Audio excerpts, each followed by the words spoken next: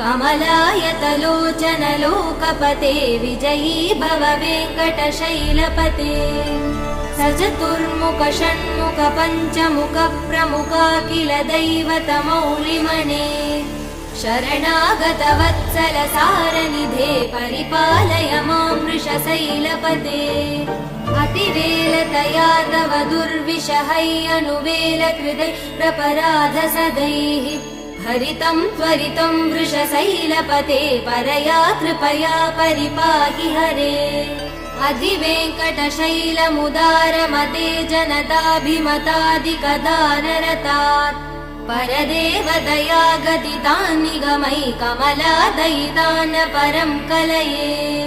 कलवेणुरवा वसगोपवधू शतकोटिवृतात् स्मरकोटिसमात् प्रतिवल्लविकाभिमदात् सुखदात् Vasudeva